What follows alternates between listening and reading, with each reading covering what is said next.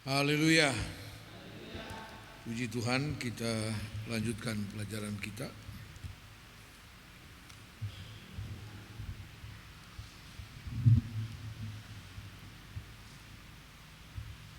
Dalam Kejadian pasal 22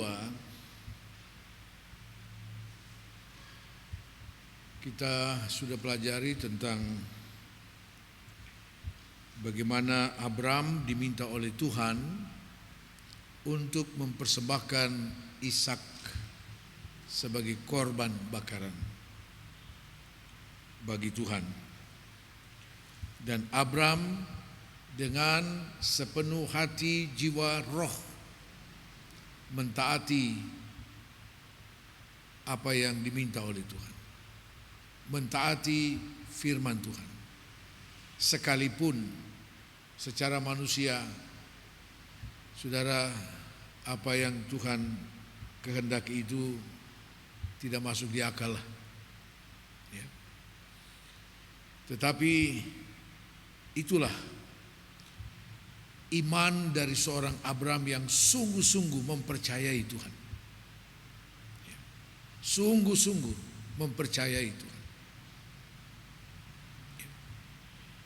Karena itu Abram kemudian disebut firman Tuhan sebagai bapa segala orang beriman.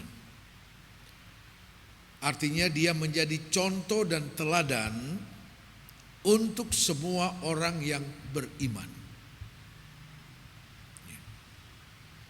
Walaupun sebagai manusia tentu Abram ada kelemahan, ada kekurangan, ya.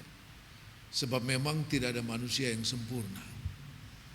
Tapi dalam hal iman, Abram menjadi contoh.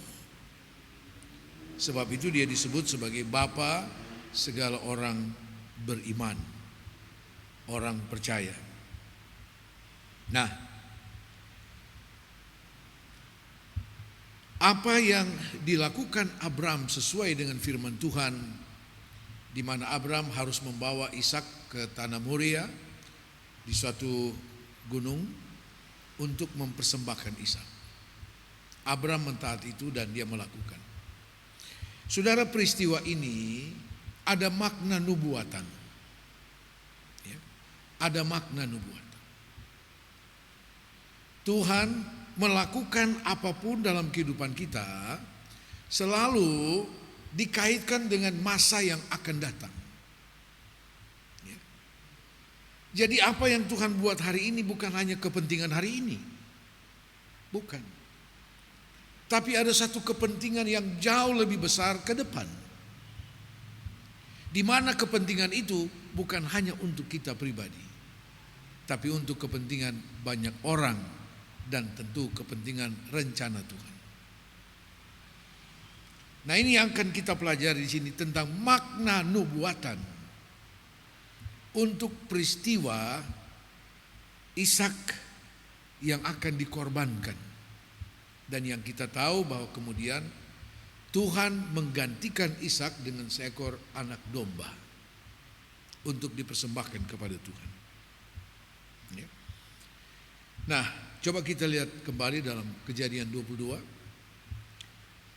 Sesudah Abram melakukan korban bakaran dengan yang digantikan dengan seekor anak domba, kita membaca mulai ayat 15. Untuk kedua kalinya berserulah malaikat Tuhan dari langit kepada Abram, katanya, "Aku bersumpah demi diriku sendiri, demikianlah firman Tuhan, karena engkau telah berbuat demikian, dan engkau tidak segan-segan untuk menyerahkan anakmu yang tunggal kepadaku, maka aku akan memberkati engkau berlimpah-limpah dan membuat keturunanmu sangat banyak seperti bintang di langit dan seperti pasir di tepi laut, dan keturunanmu itu akan menduduki kota-kota musuhnya. Oleh keturunanmu lah semua bangsa di bumi akan mendapat berkat, karena engkau mendengarkan firman-Ku." Kemudian kembalilah Abram kepada kedua bujangnya dan mereka bersama-sama berangkat ke Berseba dan Abram tinggal di Berseba. Kita kembali kepada ayat 14 dulu. Ayat 14, dan Abram menamai tempat itu Tuhan menyediakan. Sebab itu sampai sekarang dikatakan orang di atas gunung Tuhan akan disediakan. Terjemahan lama katakan akan diadakan Tuhan. Di tempat ini akan diadakan Tuhan. Ya. Itu ucapan dari Abram. Abram sendiri tidak tahu apa yang akan diadakan Tuhan di tempat itu. Dia tidak tahu. Dia tidak pernah tahu sampai kemudian dia mati. Tetapi ucapan itu adalah ucapan dari Allah yang diberikan kepada Abram untuk diucapkan. Karena Abram sendiri kemudian tidak pernah tahu apa yang terjadi di tempat itu. Abram tidak pernah tahu. Nah, ini yang saya katakan tadi, peristiwa pengorbanan Ishak kepada Tuhan ada makna nubuatan. Ya, makna nubuatan. Dan itu yang harus kita pahami, pelajari. Apa yang kemudian diadakan Tuhan di sana? Ya. Tuhan menentukan tempat di mana Abram harus mempersembahkan korban. Jadi bukan menurut pilihan Abram. Tuhan minta Ishak untuk dipersembahkan, Tuhan juga yang menentukan tempat di mana korban itu harus dipersembahkan. Yaitu di atas sebuah gunung di tanah Moria. Di tanah Moria. Kata Moria sendiri berarti Tuhan mengadakan. Tuhan mengadakan. Nah, mari kita pelajari selanjutnya apa sesungguhnya yang akan diadakan Tuhan di tempat itu. Di tempat di mana Abram mempersembahkan korban bakaran. 1 Tawarikh 21. 1 Tawarikh pasal 21 mulai ayat 18. Nah, latar belakang dari ayat 18 sampai dengan ayat 30, satu perikop ini ada latar belakangnya, ya, yaitu ketika Daud tiba-tiba memerintahkan panglima perangnya yaitu Yoab untuk mengadakan perhitungan jiwa di seluruh bangsa Israel, ya, untuk mengadakan sensus. Daud ingin tahu berapa banyak jumlah bangsa Israel. Ya. Secara manusia tidak ada yang salah, bukan? Tidak ada yang salah. Apalagi dia sebagai seorang raja, sebagai pemimpin. Tidak ada yang salah ketika dia ingin tahu berapa jumlah rakyat yang dia pimpin. Tapi Tuhan Allah itu Maha tahu. Dia tahu apa motivasi yang ada dalam hati Daud sehingga dia mau mengadakan perhitungan. Ya. Tuhan tahu. Karena itu melalui Nabi Gad Tuhan bilang apa yang dilakukan Daud itu satu penghinaan kepada Tuhan. Ada rasa kesombongan. Daud ingin tahu seberapa besar kekuasaannya. Ya, seberapa besar kekuasaan. Dan itu tidak berkenan kepada Tuhan. Sehingga Tuhan mendatangkan tulah kematian di antara bangsa Israel. Ya, sekitar 70-an ribu bangsa Israel mati dengan tulah. Sehingga Daud sungguh-sungguh merasa berdosa kepada Tuhan. Ya. Nabi Gad datang menegur dia. Ya. Dan Tuhan kasih 3 pilihan hukuman yang akan dilakukan Tuhan. Akhirnya Daud katakan, saya lebih baik jatuh ke tangan Tuhan biar Tuhan lakukan apa yang Tuhan pandang baik. Yang terjadi adalah Tuhan mendatangkan tulah. Nah, untuk memberhentikan tulah ini, mari kita baca mulai ayat 18. Kemudian malaikat Tuhan menyuruh Gad mengatakan kepada Daud bahwa Daud harus pergi untuk mendirikan mezbah bagi Tuhan di tempat pengirikan Ornan, orang Yebus itu. Lalu pergilah Daud sesuai dengan perkataan Gad yang diucapkannya demi nama Tuhan. Ornan sedang mengirik gandum. Ketika ia memalingkan diri, dilihatnya lah malaikat itu.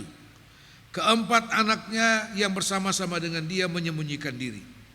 Ketika Daud sampai kepada Ornan, maka Ornan mengangkat mukanya dan melihat Daud. Lalu keluarlah ia dari tempat pengirikan. Kemudian sujudlah ia kepada Daud dengan mukanya ke tanah.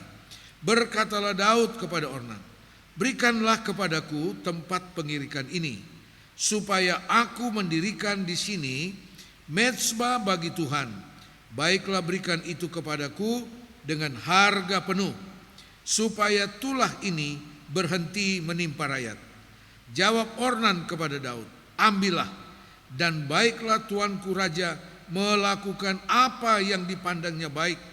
Lihatlah, aku berikan lembu ini untuk korban bakaran, dan eretan-eretan pengirik ini untuk kayu bakar, dan gandum untuk korban sajian, semuanya itu kuberikan. Tetapi berkatalah Raja Daud kepada Ornan, bukan begitu, melainkan aku mau membelinya dengan harga penuh, sebab aku tidak mau mengambil milikmu untuk Tuhan, dan tidak mau mempersembahkan korban bakaran dengan tidak membayar apa-apa. Maka Daud memberikan kepada Ornan sebagai bayaran tempat itu emas seberat 600 sikal. Lalu Daud mendirikan di sana mezbah bagi Tuhan, mempersembahkan korban bakaran dan korban keselamatan, dan memanggil Tuhan. Maka Tuhan menjawab dia dengan menurunkan api dari langit ke atas mezbah korban bakaran itu. Lalu berfirmanlah Tuhan kepada malaikat itu, supaya dikembalikannya pedangnya ke dalam sarungnya. Pada waktu itu juga Daud mempersembahkan korban di sana, ketika ia melihat bahwa Tuhan telah menjawab dia di tempat pengirikan Ornan, orang Yebus itu. Kemah suci yang dibuat Musa di padang gurun dan mezbah korban bakaran pada waktu itu ada di bukit pengorbanan di Gibeon. Tetapi Daud tidak berani pergi ke sana berhadapan dengan Allah untuk menanyakan petunjuknya, sebab ia takut kepada pedang malaikat Tuhan itu. Ayat 1 pasal 22. Lalu berkatalah Daud, disinilah rumah Tuhan Allah kita, dan disinilah mezbah untuk korban bakaran orang Israel. Nah, Tuhan bilang kepada Daud untuk menghentikan tulah ini, ya, malaikat yang keluar dengan pedang dan membunuh rakyat Israel ini. Tuhan bilang melalui Nabi Gad, pergi kepada Ornan, orang Yebus itu, dan beli dia punya tanah. Beli. Lalu dirikan mezbah korban bakaran di tempat itu. Seperti yang kita baca, Daud datang dan membeli dengan harga penuh. Ya. Ornan dengan rela hati mau berikan dengan cuma-cuma. Tapi Daud katakan jangan. Saya tidak akan mempersembahkan korban kepada Tuhan dengan tidak membayar harga. Nah, terjadilah Daud mempersembahkan korban. Dan dikatakan dengan Daud mempersembahkan korban bakaran bagi Tuhan sesuai petunjuk Tuhan, maka berhentilah tulah itu. Ya, berhentilah tulah itu. Yang menarik dalam pasal 22 ayat 1, Daud berkata, disinilah di tempat di mana mezbah itu dibangunkan, di tempat tanah yang sudah menjadi milik dari Ornan itu, ya, Daud katakan disinilah rumah Tuhan Allah kita. Ya. Lalu apa hubungannya dengan Kejadian pasal 22? Di mana Abraham katakan Tuhan akan mengadakan di tempat ini. Ya. Tuhan akan adakan sesuatu di tempat ini. Ya. Sesudah sekian ratus tahun berlalu, terjadilah peristiwa dalam Satu Tawari itu. Daud disuruh membeli tempat itu. Lalu di tempat itu dibangunlah mezbah korban bakaran. Dan kemudian Daud katakan di sini akan diadakan rumah Tuhan. Akan dibangun rumah Tuhan. Apakah benar seperti itu? 2 Tawarikh pasal 3. 2 Tawarikh pasal 3 ayat 1 dan ayat 2. Salomo mulai mendirikan rumah Tuhan di Yerusalem di Gunung Moriah, ya, di mana Tuhan menampakkan diri kepada Daud, ayatnya, di tempat yang ditetapkan Daud, yakni di tempat pengirikan Ornan orang Yebus itu. Ya. Jadi tempat di mana Daud mendirikan mezbah milik dari Ornan itu yang dibayar penuh oleh Daud, yang kemudian Daud berkatakan disinilah rumah Tuhan itu akan diadakan. Dan benar, waktu Salomo mulai mendirikan rumah Tuhan, bait Allah dibangunkan sesuai dengan petunjuk Tuhan, yaitu di Gunung Moriah. Di Gunung Moriah,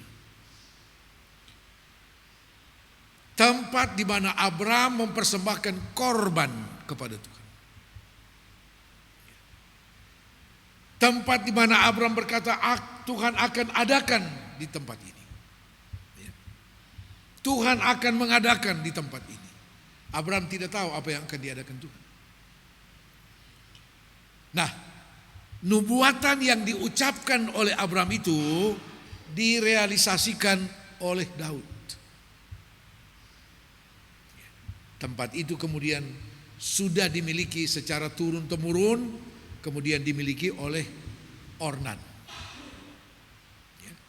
Oleh Ornan. Nah, Daud kemudian disuruh membeli tempat itu untuk menjadi tempat mezbah korban bakaran. Ucapan yang sama Daud mengucapkan, di tempat ini akan dibangun rumah Tuhan. Waktu itu belum ada perintah untuk membangun rumah Tuhan. Bahkan kemudian muncul keinginan dari Daud untuk membangun rumah Tuhan yang permanen. Tapi Tuhan katakan jangan, anakmu Salomo yang akan bangun. Ya. Dan benar, Salomo mulai membangun rumah Tuhan yang permanen itu di Gunung Moriah. Gunung yang pertama kali Abraham mempersembahkan korban kepada Tuhan. Disitulah rumah Tuhan dibangunkan. Artinya apa? Rumah Allah, rumah Tuhan dibangunkan di atas tempat pengorbanan, di atas tempat korban. Rumah Tuhan dibangunkan. Lalu sekarang apa maknanya bagi kita? Sebab kemudian bait Allah yang dibangun oleh Salomo begitu megah, ya. Seluruh bagian dalamnya itu, dinding dan pilar-pilarnya itu dilapisi dengan emas. Apalagi perlengkapan-perlengkapan di dalam, semua dilapis dengan emas. Bahkan ada peralatan-peralatan yang terbuat dari emas murni. Luar biasa megahnya bangunan itu. Saya kira sudah tidak ada bangunan gereja saudara yang seperti itu. Tidak ada. Ya.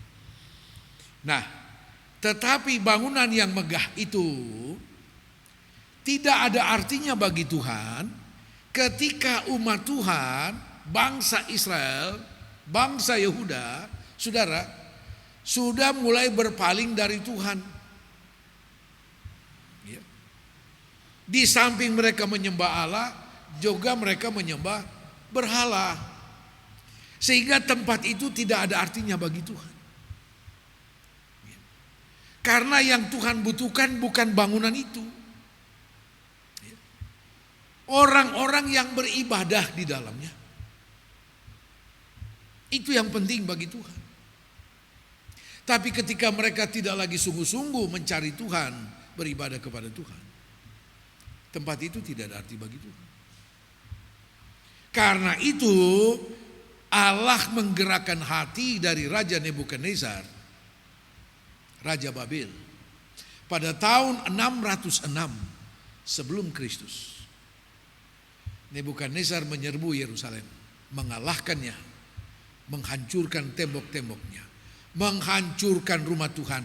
Sebelum rumah Tuhan dihancurkan, Nebukadnezar dengan semua tentaranya merampas, mengosongkan bait Allah itu dari semua peralatan-peralatan, perlengkapan yang terbuat dari emas, perak, dibawa ke Babel. Bangunan itu rata dengan tanah, tidak ada artinya.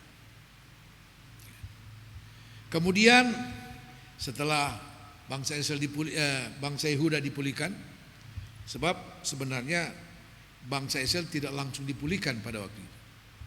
Ya. Sesudah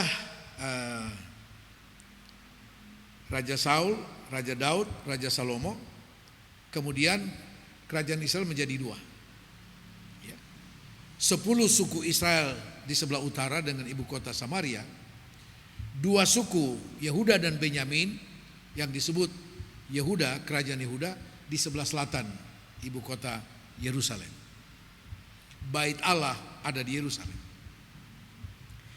Dan ketika kerajaan ini menjadi dua, ya, 2 raja pertama yang memerintah 2 kerajaan itu adalah Raja Yerobeam yang memerintah di Samaria untuk 10 suku Israel, dan Rehabeam, ya, yang memerintah di Yerusalem untuk kerajaan Yehuda.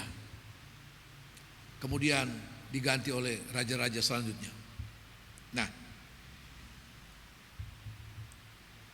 10 suku Israel pada tahun 721 sebelum Kristus dikalahkan oleh Raja Asyur dan dibawa sebagai tawanan. Bukan hanya sebagai tawanan, mereka dipencarkan ke seluruh penjuru dunia. Ya, mereka terpencar. Sedangkan suku Yehuda, kerajaan Yehuda, yang kemudian dikalahkan oleh Babel, Raja Nebukadnezar, mereka sebagian besar dibawa sebagai tawanan ke Babel, tetapi itu hanya berlangsung 70 tahun. Nah, kenapa 70 tahun? Ada pelajarannya sendiri. Sesudah 70 tahun mereka dikembalikan. Tuhan menggerakkan hati Raja Kores dan membualangkan mereka kembali, membangun kembali bait Allah. Tapi kemudian bait Allah yang dibangunkan itu kembali dihancurkan lagi oleh Jenderal Titus. Tahun 70 sesudah Kristus. Dihancurkan. Nah, kenapa bait Allah itu diizinkan Tuhan dihancurkan? Seperti yang saya katakan tadi, bangunan itu bagi Tuhan tidak ada artinya selama umat Tuhan hidup jauh dari Tuhan. Tidak ada guna. Nah, baik, sekarang apa makna nubuatan itu bagi kita sekarang dalam perjanjian baru? Yang perlu kita garis bawahi bahwa rumah Tuhan yang dibangun Salomo, dibangun di Gunung Moria, artinya dibangun di atas pengorbanan. Di atas pengorbanan. Di sana pernah dibangun mezbah korban bagi Tuhan. oleh Abraham, oleh Daud. Disitulah dibangun rumah Tuhan. Jadi rumah Tuhan dibangunkan di atas korban. Di atas korban. Nah, semua pengorbanan dan korban dari perjanjian lama, kita semua sudah paham itu, sudah digenapkan kepada korban Kristus. Sehingga sesudah korban Kristus tidak akan ada lagi korban-korban bakaran, korban darah dan sebagainya. Tidak ada. Dan Tuhan tidak pernah berkenan lagi untuk itu. Karena semua korban dari perjanjian lama itu adalah simbol yang menunjuk kepada korban Kristus. Korban yang sempurna itu. Jadi Tuhan tidak butuh lagi segala bentuk korban yang lain. Dan kalau ada lagi orang yang mau melakukan itu sama dengan dia menghina Tuhan. Menghina korban Kristus. Nah, siapa yang dimaksud dengan rumah Tuhan itu? 1 Korintus pasal 3 1 Korintus pasal 3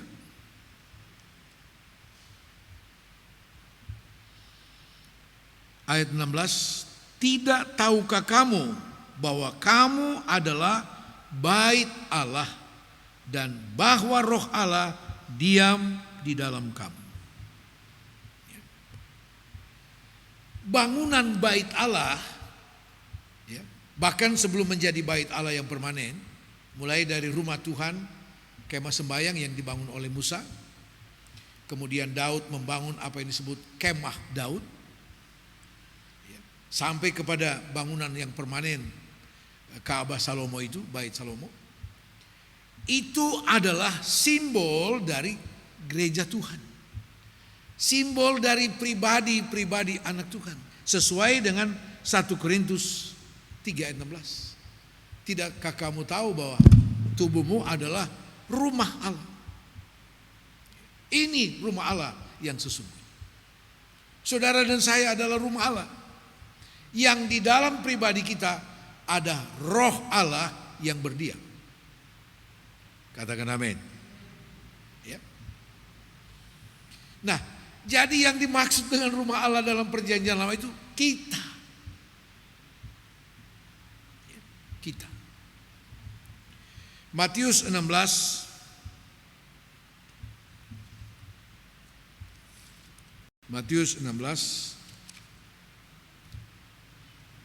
ayat 18.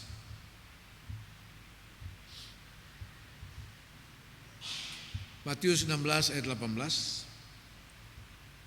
Dan aku pun berkata kepadamu, engkau adalah Petrus, dan di atas batu karang ini aku akan mendirikan jemaatku, dan alam maut tidak akan menguasainya.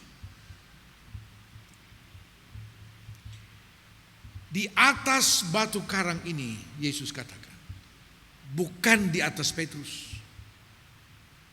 Ya. Petrus adalah batu-batu kecil. Tetapi Yesus katakan di atas batu karang ini, dalam terjemahan bahasa Yunani, bahasa Greka, kata batu karang ini disebut dengan kata Petra, batu besar. Dan siapakah yang dimaksud dengan batu karang itu? Yesus katakan di atas batu karang ini. Dia berbicara tentang pribadinya. 1 Korintus 10 ayat 4. 1 Korintus 10 ayat 4.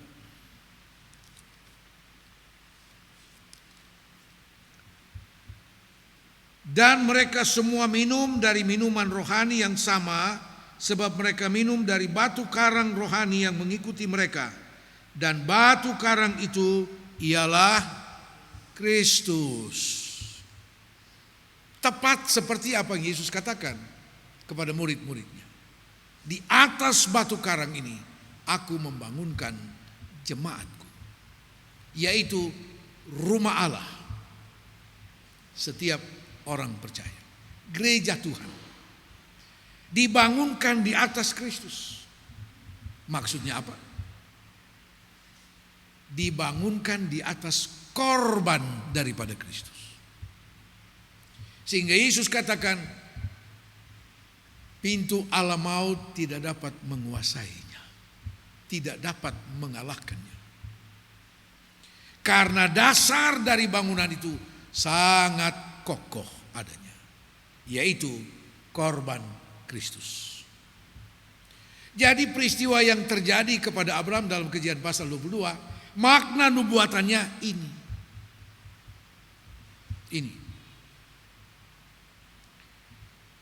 Sebagai orang percaya yang disebut adalah bait Allah, adalah pribadi kita. Kita dibangunkan, didirikan atas dasar yang sangat kuat. Yang Yesus sendiri memberi jaminan bahwa segala pintu alam maut tidak dapat mengalahkannya. Katakan amin. Kita punya dasar yang kuat, yang kokoh, yaitu pengorbanan Yesus Kristus. Sebab itu dengan pengorbanan Kristus tidak ada lagi korban yang lain. Tidak. Karena korban Kristus sempurna adanya. Maka dengan iman kita harus percaya kita berdiri atas satu dasar yang sangat kuat. Segala pintu alam maut. Jadi alam maut itu banyak pintu. Ya, banyak pintu. Pintu kesakitan, pintu masalah, ya, pintu pencobaan dan sebagainya. Dan ketika kita dalam masalah, iblis datang membuka pintu seolah-olah itu jalan keluar. Itu maut. Kitab Amsal katakan ada jalan yang disangka orang lurus, ujungnya maut.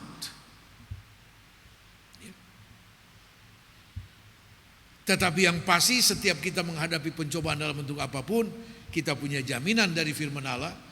Allah menyediakan jalan keluar yang terbaik. Bagaimana kita bisa mengerti jalan keluar itu kalau kita tidak pernah tahu firman Allah? Nah, karena itu saya ingin katakan bahwa bait Allah yang ada di Yerusalem, yang pernah ada di Yerusalem, maupun baik itu bait Salomo, bait yang kemudian dibangunkan oleh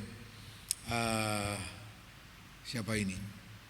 Serubabel, ya, di dalam kitab Hagai, yang kemudian semua juga akhirnya dihancurkan.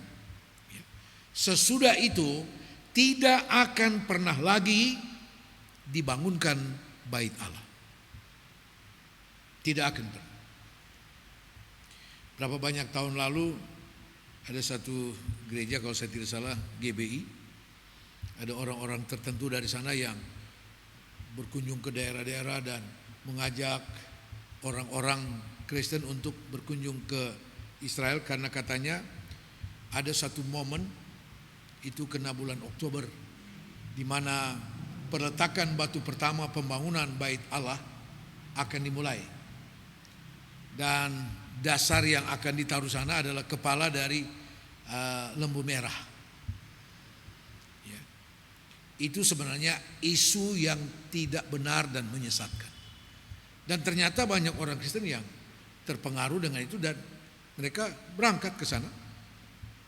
Dan ternyata itu tidak pernah terjadi. Ya. Tuhan tidak akan pernah mengizinkan bangsa Israel, Yahudi, untuk membangun bait Allah kembali. Kenapa? Ya.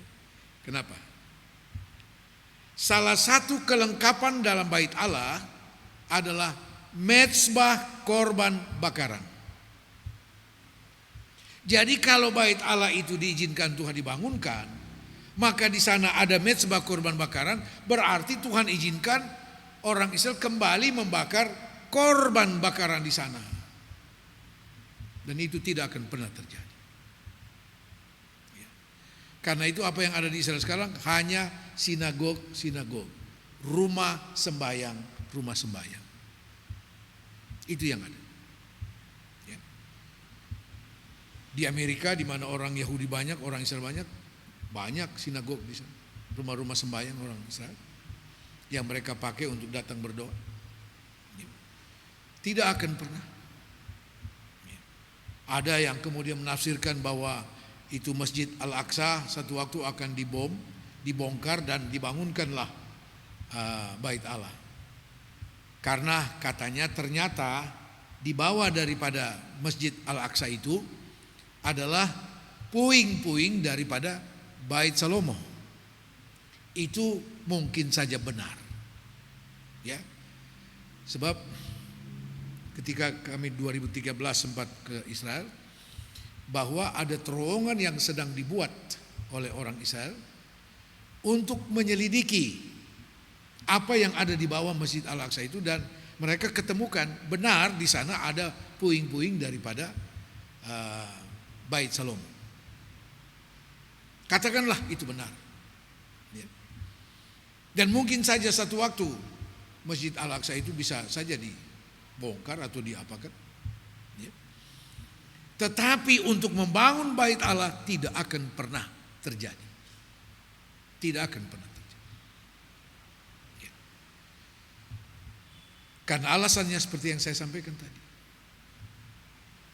Di sana akan ada sebab kelengkapan daripada Bait Allah itu, ya, di bagian halaman itu ada mezbah korban bakar, di mana setiap hari mereka harus membakar korban di sana.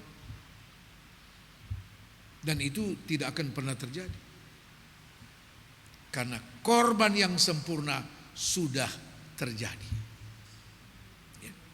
Dan di atas korban itu, saudara dan saya dibangunkan oleh Tuhan. Didirikan. Aku membangunkan jemaatku. Siapakah jemaat Tuhan? Kita semua. Gereja Tuhan itu jemaat Tuhan. Ya. Siapakah mereka? Mereka adalah yang disebut oleh surat Petrus, kamu sudah dipanggil keluar dari gelap kepada terangnya yang ajaib. Dari hidup yang lama kepada hidup yang baru. Kita sudah dipanggil menjadi apa yang disebut dalam 1 Petrus 2 ayat 9, kamulah bangsa yang terpilih, imamat yang berkerajaan, bangsa yang kudus. Kita yang dibangunkan di atas korban Kristus. Dan Yesus memberi jaminan segala pintu alam maut tidak akan dapat mengalahkannya. Katakan amin. Tuhan Yesus memberkati.